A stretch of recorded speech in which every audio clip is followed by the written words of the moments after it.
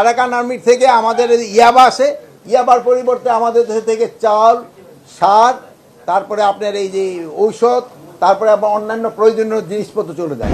আলু 115 লক্ষ metric ton, গম 10 লক্ষ মেট্রিক টন, ভুট্টা 73 লক্ষ মেট্রিক টন, পেঁয়াজ 44 লক্ষ মেট্রিক টন, রসুন 7 লক্ষ মেট্রিক টন, আদা 2 লক্ষ মেট্রিক টন, কাঁচামরিচ 16 লক্ষ মেট্রিক টন উৎপাদিত হয়েছে। গত এক বছরে 2646 কোটি টাকা ব্যয়ে 9টি প্রকল্প করা হয়েছে, 3টি পরিমার্জন ও 2টি প্রকল্প বাতিল করা হয়েছে। এই যে অনেকগুলি প্রকল্প আমরা নিচ্ছি, আবার আমরা কিছু প্রকল্প যেটা আমরা বলছি যে এই মুহূর্তে আমাকে দরকার নাই, ওগুলি আমরা কিছু কিছু প্রকল্প কিন্তু বাদও করে দিচ্ছি। শাক সবজি সংরক্ষণের জন্য 100 মিনি কোল্ড স্টোর আপনাকে আমরা বলছিলাম, এই পর্যন্ত মনে হয় 24টা হয়ে গেছে।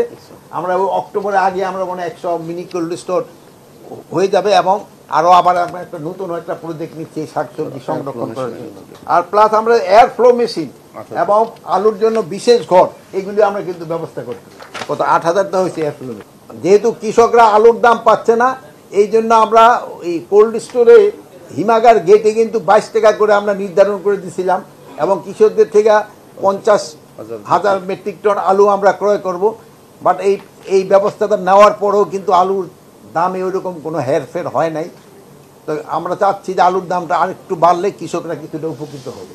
আর কৃষকদের পণ্য যারা নিশ্চিতকরণের জন্য কৃষকরা কিন্তু অনেক সময় তাদের ন্যায্য মূল্যটা পায় না, এই জন্য কিন্তু আমাদের একটা ব্যবস্থা করা হয়েছে। আর বীজ ব্যবস্থাপনা অনলাইন ভিত্তিতে করারও পরিকল্পনা করা হয়েছে।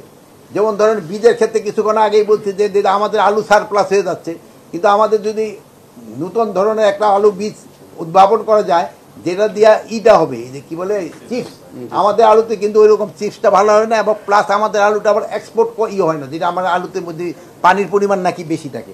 আমরা এই জন্য নতুন ধরনের বীজ এনে যেন এক্সপোর্টটাও বাড়ানো যায়, এবং আমাদের আলু দিয়া যেন ভালো চিপস হয়। এই জন্য আমাদের আলু দিয়ে চিপস হয় না, হয় কিন্তু বাট ভালো কোয়ালিটির চিপসটা আমাদের আলু দিয়ে হয় না।